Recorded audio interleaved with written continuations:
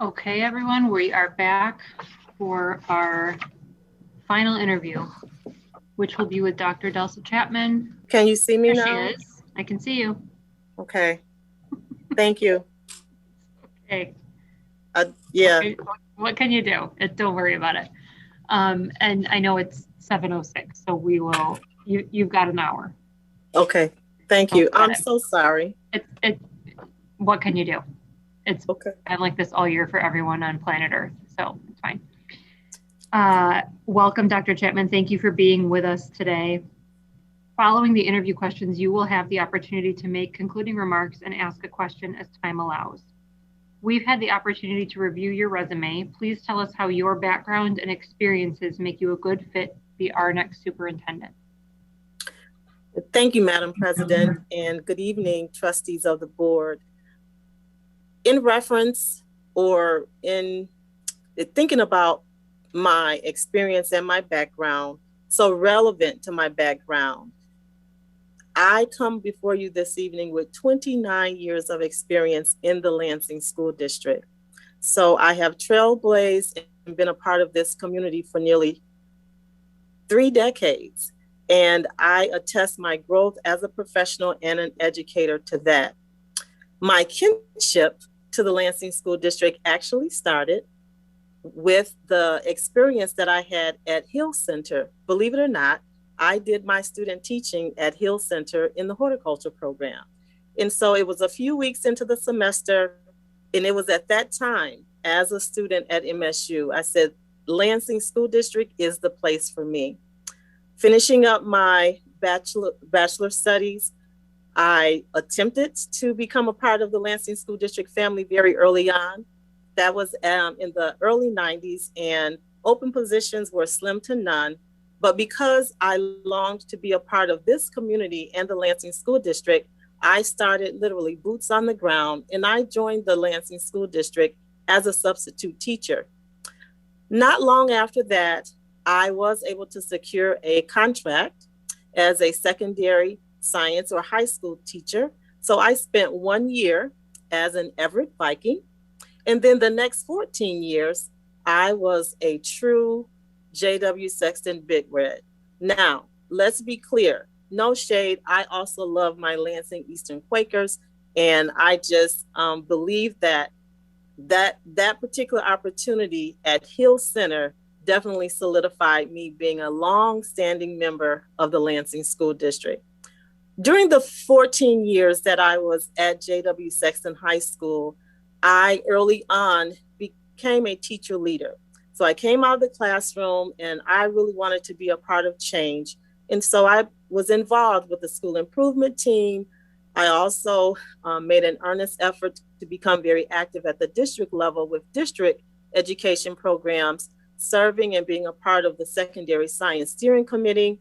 And not long after those participating involvements of my career, I served 2 consistent terms or consecutive terms as the department chair for the science department at J.W. Sexton High School. As time moved along, I really wanted to help with change. And so I was afforded the opportunity to begin to come out of the classroom, if you will. I served as the first comprehensive school reform site coordinator at Sexton High School, and later became the magnet focus teacher at J.W. Sexton High School, a really, really rooted and grounded opportunity that's still existent and flows into and accentuates the STEM program through the current magnet program, or magnet grant, that Sexton has. As those initiatives began to change, I was afforded an opportunity because of my teacher leader experience to become the principal at Wood Creek STEM Magnet School. My experience at Sexton and being a longstanding high school science teacher really helped with that transition. My very first year at Wood Creek STEM Magnet School, because I went in thinking about change. During that first year, we were fortunate to work with staff, to be data-driven, and we saw double-digit increase in student achievement at what was then our MEAP, or Michigan Education Assessment Program. I worked very diligently with staff over the next 3 years, and that began in 2008. And Wood Creek, because of enrollment declines, closed, and there was also enrollment declines at Dwight Rich. So during that time frame, and I believe that was in 2011, that is the year when I really found out that I'm made for this. I was actually dually assigned. A lot of people don't know this, but I was the principal at 2 schools at one time.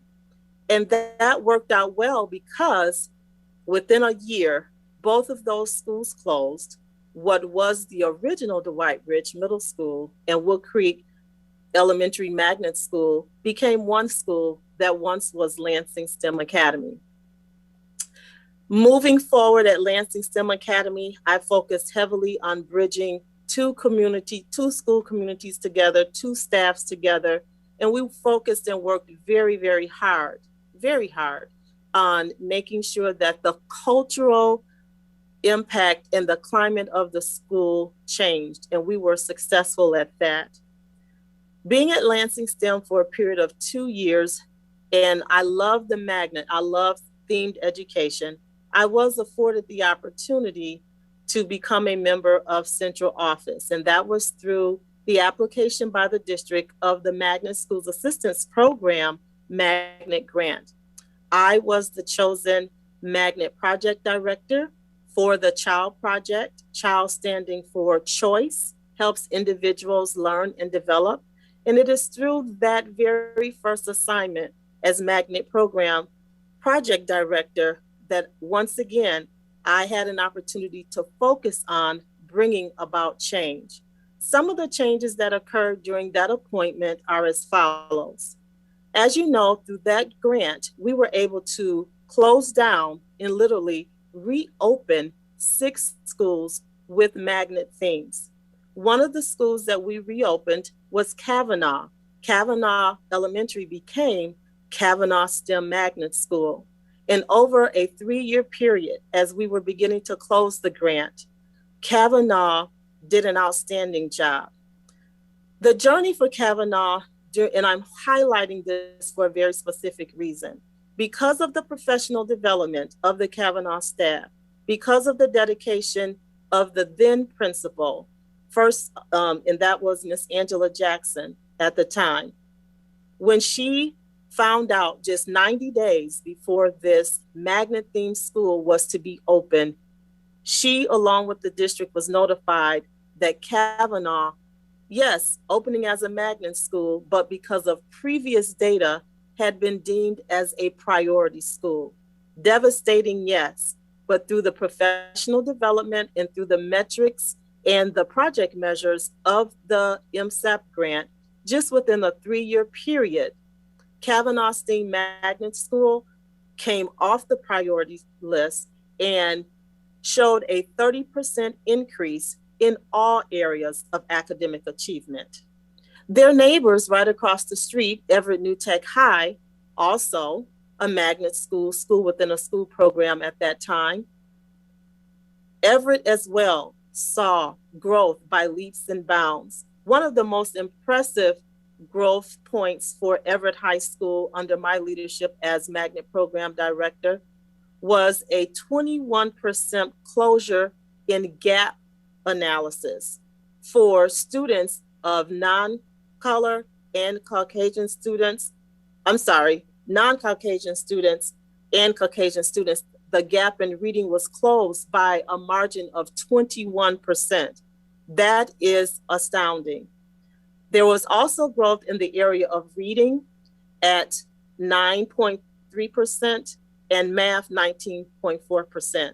I share this data with you today to say that I have been afforded an opportunity at the central level to make change and to bring about change. All in all, that Magnet Project Director experience, coupled with the Lansing Pathway Promise, set Lansing aside. And it is now through sustaining, and that sustaining comes from the support of the Board of Education. We are definitely a lighthouse for improvement and innovation, not only just for programming, but very specific to teaching and learning. As I continued to grow as a central office leader, I was appointed as the director of high schools. And once again, within that very first year of being the magnet program project director, coupled with being the director of high schools, we saw significant gains. It was during 2016 that our 4-year cohorts saw a 10% increase in graduation rates, and that increase has been steady and ongoing since that time. Moving forward, once again, opportunity upon opportunity in the Lansing School District. I began to be appointed at higher levels in central administration, continuing with the vision of previous administration to make sure that through improvement and innovation, that we would be serving the Lansing School District students and their families by means of and by way of growth. So yes, I have had the opportunity through the Lansing School District, professional development. I've had the opportunity to become an education policy fellow through Michigan State University. I have temporarily served due to transition as acting and or interim superintendent. And so you asked this evening, why or how am I a best fit candidate for the next superintendent of the Lansing School District? It is because of the Lansing School District, all of the leaders, and very specifically the Board of Education, believing in me and affording me the opportunity through the rich historical history of the district, supporting and growing its own. That is what determines me, Ms. Lawrence and trustees, to be your next Lansing superintendent. Thank you, Dr. Chapman. Please share an example of a time you have led a sustained multi-year improvement initiative. Be specific regarding the situation, the task at hand, your specific role, and the outcome. Thank you. The initiative that comes to mind is, once again, the magnet program. Through that program, there was continuous growth. We were charged with reducing minority group isolation through the project measures of the Magnet Schools Assistance Program grant. And so that was a very trying time. My specific role was to make sure that we adhered to the narrative, or to the story, if you will, of the magnet application, closing down 6 schools and reopening them so that we could have more equitable innovation in the Lansing School District, so that we very specifically could increase enrollment through choice. That led to district-wide choice, which we still have today. And because of that choice, our students and their families have voice, and that multi-year change effort or initiative is still with us today. I briefly shared with you some of the astounding improvements that occurred over time, identifying Kavanaugh and Everett as they are neighbors. But through that child magnet project, there was also increase in change for Sheridan Road, with an overall growth in all academic areas over a 3-year period by 11%. We also had Fairview, at the time it was Fairview STEM Magnet School. Fairview did an outstanding job with this improvement initiative, very dedicated to project-based learning, very dedicated to professional development, whole faculty study groups, and professional learning communities. Through those efforts, Fairview STEM Magnet School saw an increase in mathematics at 28% over a 3-year period, which actually exceeded the state average, and with ELA and reading, a whopping 21%. Very, very astounding. At Luton Spanish Immersion and Global Studies Magnet School, through that sustained multi-year improvement, Luton was able to increase by leaps and bounds in double digits their overall academic success as well. All of the schools that were involved in that multi-year initiative at some point in time during the grant period was deemed as a Magnet Schools of America School of Distinction. So through that multi-year improvement initiative, Lansing School District's Magnet program is world renowned. And very specifically, when you say Lansing School District at a Magnet conference, the comment is, oh, that's the district that often walks away with multiple awards. So we were rewarded with those hard efforts, and we are still gleaming and glowing today with a new Magnet grant that is currently being managed and has oversight by Mr. Mitch Foster. Thank you.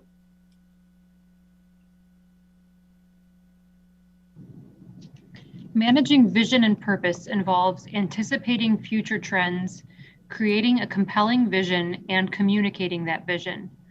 Describe a situation that conveys your capability in this area. Thank you, President Lawrence. When I think about managing vision, being intentional so that it has purpose, as well as anticipating what the future trends are, my mind immediately goes to career and technical education. As I shared earlier, I'll never forget that career and technical education experience I had at the Hill Center. And so I was determined, if I ever become a leader in the Lansing School District, I really have a vision for moving CTE forward. When I became the director of high schools, I was intentional in doing just that. And through those efforts, I was able to work with community partners. I was able to work with internal district stakeholders, namely our high school principals and our school counselors, to be intentional about increasing the opportunities for career and technical education for our students. Within a 3-year time period, we more than tripled the enrollment for our CTE students. And not only did we triple enrollment with our external partners, including Lansing Community College, Eaton Risa, the Wilson Talent Center, we also expanded our opportunities for students by partnering with Davenport University. Internally here in the Lansing School District, we are proud to say that we not only through looking at trends and what we wanted to be increased data, but we also increased programming. We have a new health science CTE program. We're also very proud of our Fire Science Academy that started this fall, as well as, and I will go ahead and let the cat out of the bag, we are now looking at a proposal where we in fact likely will open a Barber College CTE program in the fall. So my vision of resurrecting, growing, and now sustaining CTE, that vision has come to pass.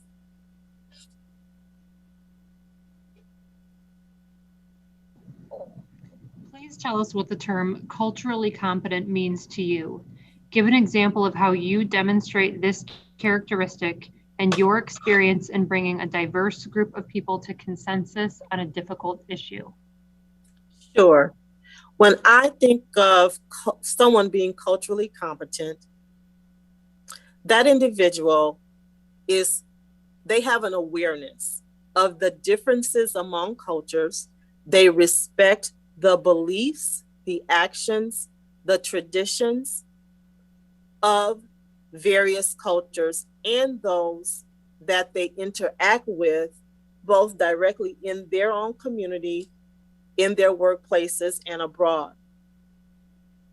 When I think about cultural competence and how I demonstrate that, I attempt to become more culturally competent by reading scholarly articles, by researching. And when I'm visiting places that are not common or what one would consider a foreign place, I make sure that I show myself to be congenial and collegial so that I can learn what those values and beliefs of different cultures are. Being culturally competent also allows us to take a deep look inside. Many of us won't admit it, but we all have biases. And so if you are truly culturally competent, you recognize that you have those biases and you attempt to address them so that you can make sure that in every situation, in every environment, that you are making a commitment to be conducive and receptive to all cultures. When I think about how that needs to be addressed and how I've had the opportunity to bring a group to consensus on such a difficult issue, my mind goes back. All of our minds possibly goes back to about 10 months ago. There was great unrest in our country. The untimely deaths of George Floyd and Breonna Taylor and so many others. It really, really caused an upset to the point that we had school level administrators, we had staff members within our offices, many of which who came to me directly and said, Delsa, what are we to do? How can I support my staff? What are we going to tell students upon their return? How do we address this without disrespecting or offending others? I took that to heart, and I was also very happy as our Board of Education moved forward with adopting a resolution that aligned with many of the other initiatives that was going on across the nation. And I sought out and I thought and I presented to the executive team, this is a serious matter. And how are we going to address it? We felt as an executive team that it would be necessary to start with the understanding, start tackling that major issue with our school level leaders. And so we opened our annual administrative retreat with a focus on equity in education. We were fortunate through our STAR grant to contract and bring in world-renowned Dr. Tyrone Howard.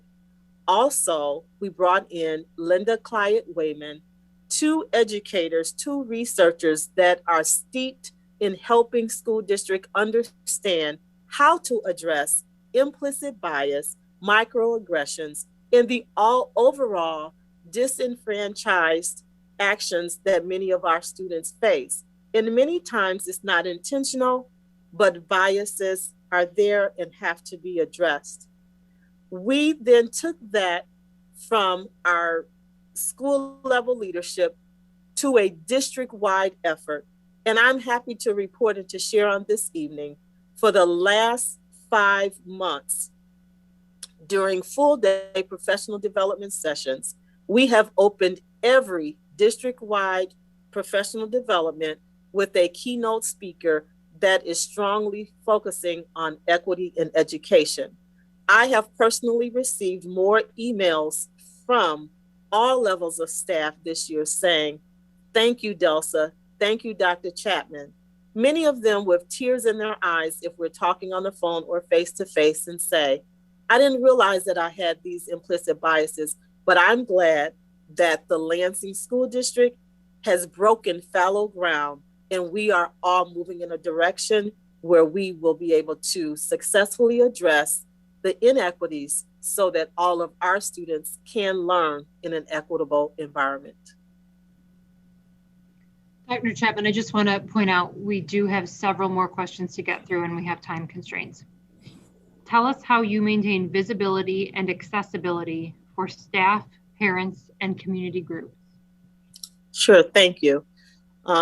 Visibility is hands down, that definitely is required.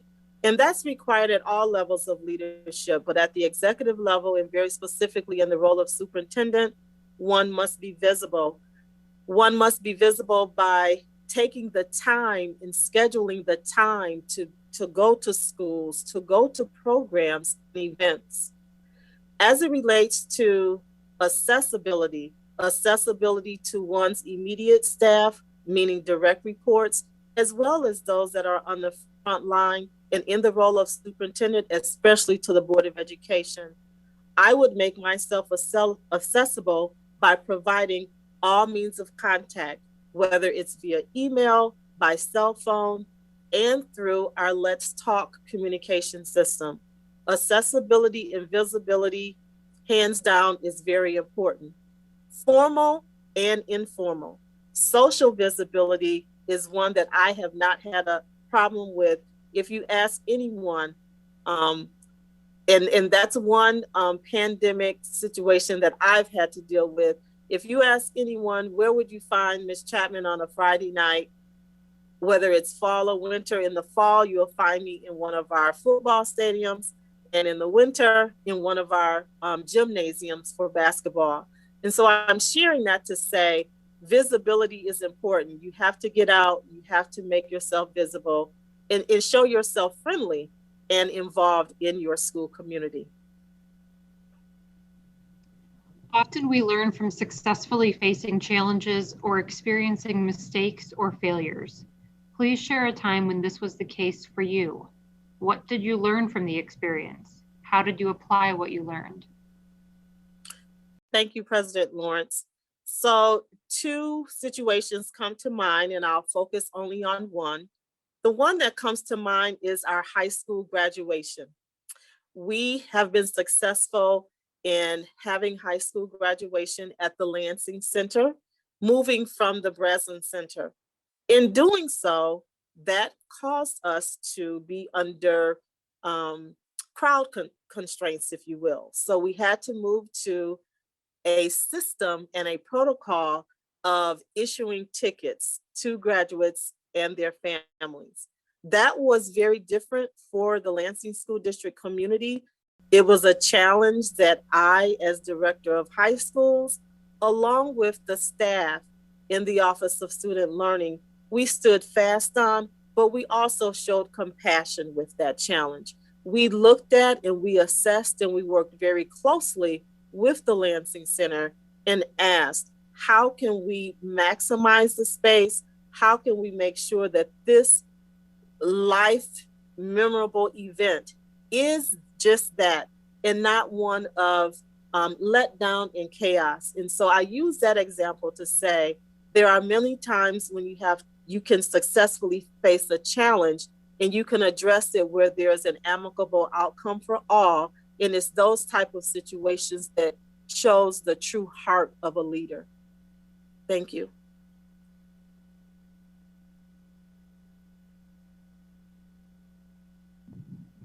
Please describe how you would work to create a learning and working environment that is welcoming, inclusive, and increasingly diverse. How would you make sure that this is supported across the district and community? In order to create a welcoming learning environment, students and parents and caregivers have to feel welcome. And that welcoming is giving them a seat at the table, allowing them to have not only choice, because we have district-wide choice in this district, but allowing them to also to have voice. Not saying that we don't have that or we're not addressing that, but I would look to expand that. And I would look to expand that by having monthly roundtables with students and parents, having open forums and open communication where students and parents could bring ideas to the table to help us to grow, continuing to offer activities and events in the community. And it's through that I believe that we would be more welcoming from the student and parent side. Within the working environment, and in order to retain that, so to increase that and then retain it from a diverse measure, I think we have to be extremely intentional on working very closely with our human resources department, seeking out how we can have a more diverse workforce, making sure that we have training and supports in place. And from that, I would focus heavily on having a very strong component to the recruitment and retention that would be centered around mentoring. When we offer voice, that is very welcoming, inclusive, and it is likely the component that will diversify not only our learners, but the workforce in our district. How do you recruit, develop, and lead a management team? Give us an example of how you've done this in the past. Sure. When I think about identifying and managing a team, I first take a very close look at what the task or initiative is. Once that is determined, I take a close look at within the instructional division or when I was a school level leader, the staff at the school, who has the greatest strength, who's going to be the most dedicated so that we can move forward. Now, this is not to eliminate anyone. There are times when I will bring on someone to work on a project so I can personally help them grow and work towards their greatest potential. The event or activity that comes to mind with that is our district annual showcase. With our district annual showcase, lots of moving parts. And so what that means is outside of central administration, we needed to be able to partner with our communications department, work very closely with the schools, and also reach out to community partners. Each team member had a very specific role in order to pull our very first 2015 district showcase together. That event, as you know, has become our own, what we refer to as world-renowned marketing and recruitment initiative. But it all began by having a simple conversation with about 4 or 5 individuals that I reached out to, and it was through assessing what they could offer. That is why we continue to have that annual program today.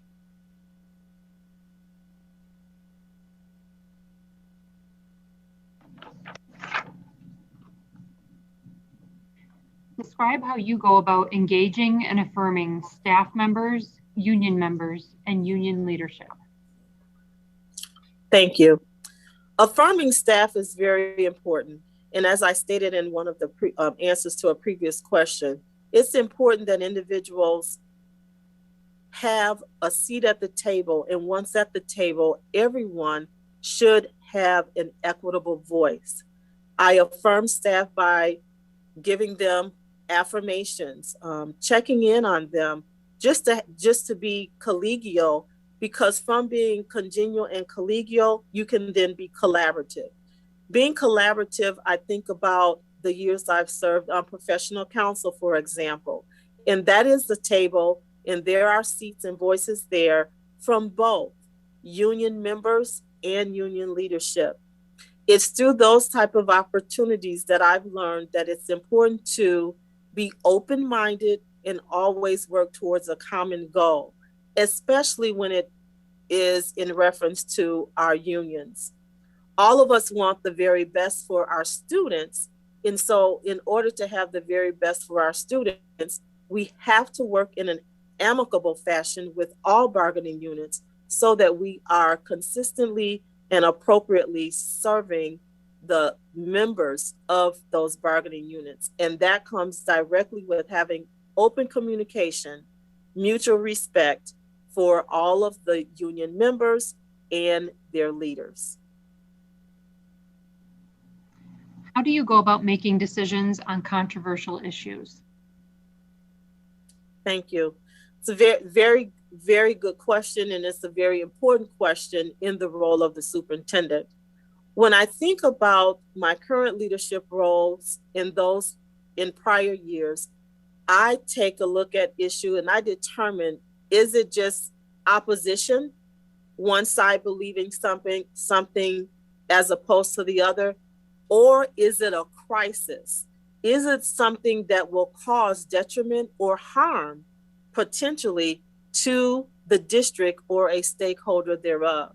Once I determine what is the massiveness and what is the intensity of the issue, I then take a very close look, very methodically, utilizing fact finding, getting all the facts, talking to all those who are involved, and working through a process where we can have an amicable outcome for all.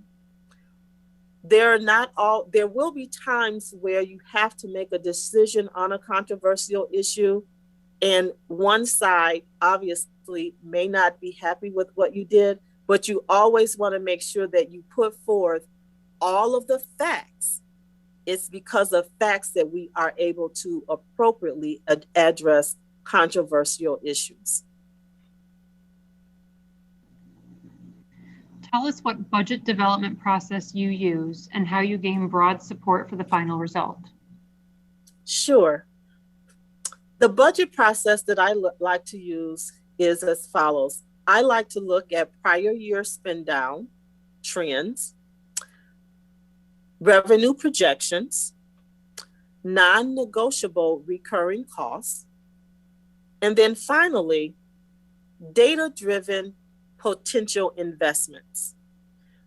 Coupling or prioritizing those, I would then like to have individuals from our operational division, very specifically from our finance department, as well as our compliance division handling all of our state and federal grants. And then I also like to have members of the executive team who can have a lens and look at what is needed for our students and for our staff. Budget is always to be looked at what is going to keep us in operation. And when staying in operation, we want to make sure that the choices that we make through the budget process that I just shared, we have to ask ourselves, is it legal? Is it ethical? And is it allowable? When you keep those factors in front of you as you're going through the budget process, while also remembering that we want to cause minimal impact at all times to our fund balance, that process allows us to move forward and have a healthy, balanced budget. What does an effective relationship between the board and superintendent look like, and how do you cultivate such a relationship? I believe that an effective relationship between the Board of Education and the superintendent, it's one that's built on trust and mutual respect, coupled with consistent open lines of communication. The superintendent should always, immediately, and consistently inform the board of all situations, especially thinking back to the previous question, if it has the potential to be a controversial issue.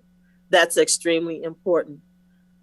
I would work on building that by not only being in communication with the board in a very formal manner, but also informally, building collegial relationships with the board so that when it is time to come together to handle the business at hand, that mutual respect, that congeniality and collegiality have been built so that in a collaborative fashion, we can address matters of the district in an amicable fashion.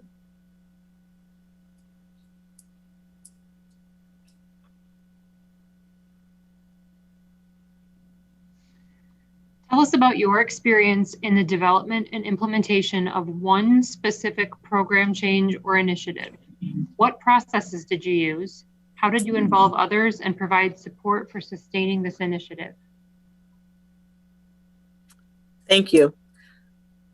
The pandemic and Lansing School District was reimagined last summer.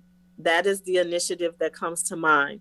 Leading that initiative, I was able to move forward with a definite program change.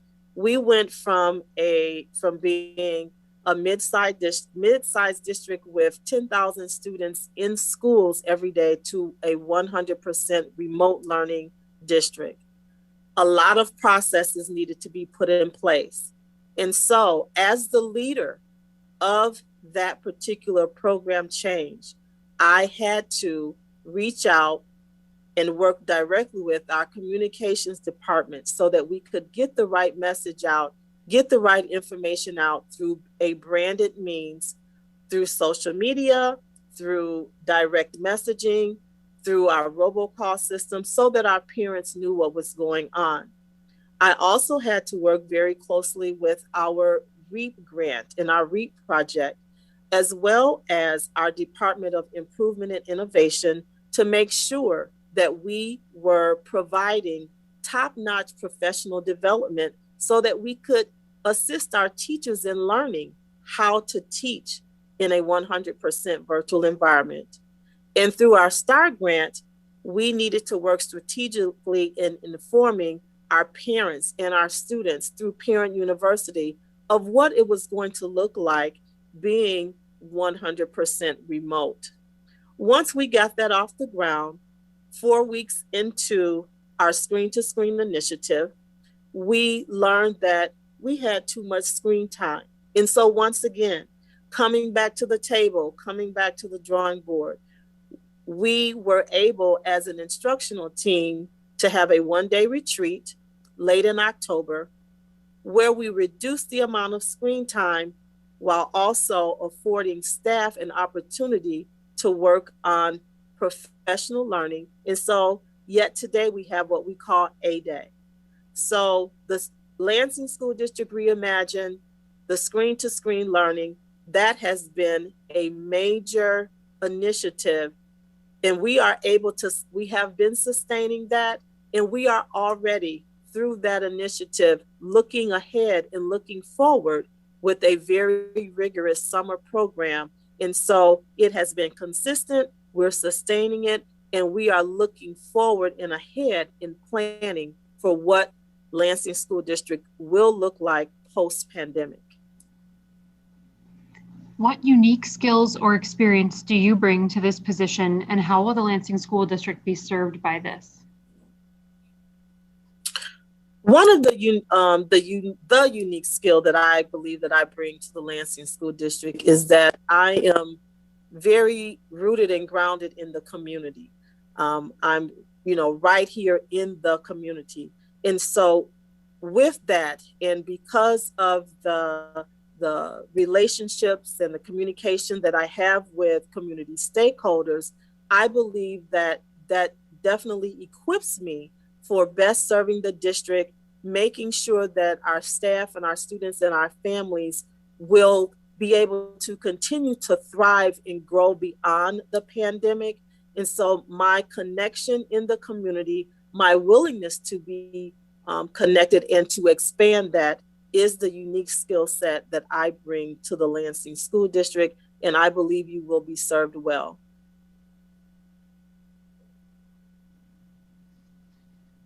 Tell us how your previous professional experiences in the classroom have influenced you as a leader.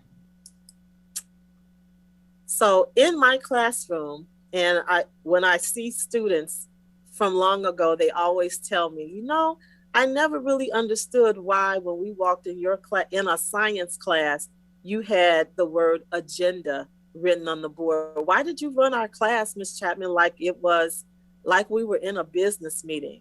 And I said, well, in my classroom, business is the order of the day.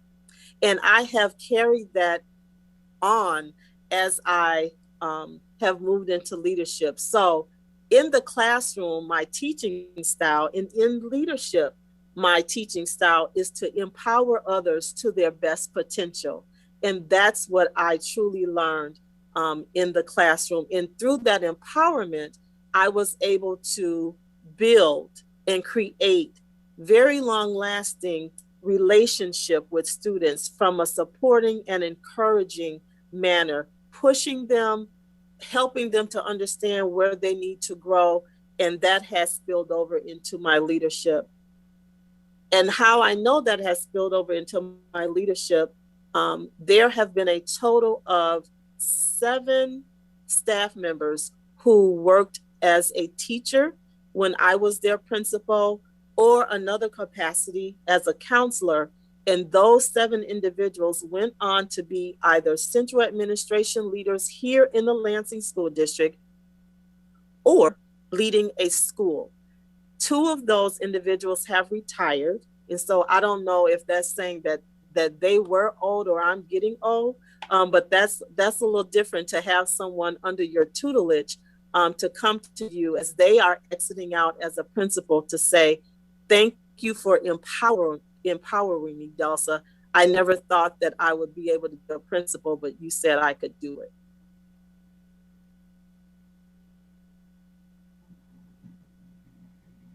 What would you consider to be the single biggest obstacle to improving student academic achievement? The single biggest obstacle in improving student achievement is student disengagement. Students are disengaged, and yes, we know that that's something that we're battling right now in the pandemic. Students have been disengaged for quite some time, not just in the Lansing School District, but nation and worldwide. We need to focus on breaking that barrier in order to move the needle on student achievement. And so when we have to ask ourselves the question, why is the student disengaged? Because disengagement leads to absenteeism.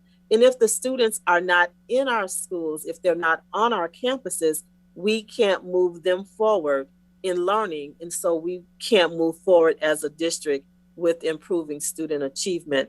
When we have equitable, inviting, welcoming, diversified classrooms, the disengagement obstacle will be broken.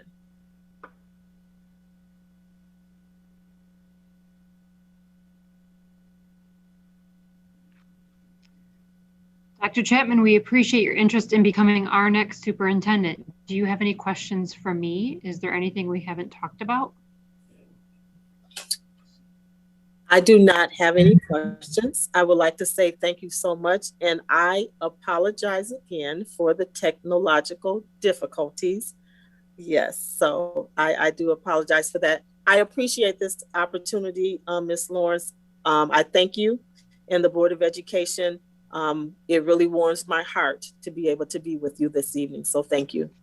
Thank you, Dr. Chapman. As you know, the board is interviewing a number of candidates, and we will contact you if you are selected as a finalist. Thank you for coming. We have enjoyed seeing you. Thank you. Again, I will encourage attendees to fill out your feedback forms. We have a little while longer for you to complete those. Jay, I'll turn it over to you. Thank you very much, President Lawrence. So I would recommend we take a brief recess until about 8 o'clock. And then I'll continue to collect surveys and email those to you. And that'll give you some time to look them over. So I'll come back at 8 o'clock and we'll start talking about our interviews from tonight and then move on from there. Does that work? Okay. Yep, sounds great. All right.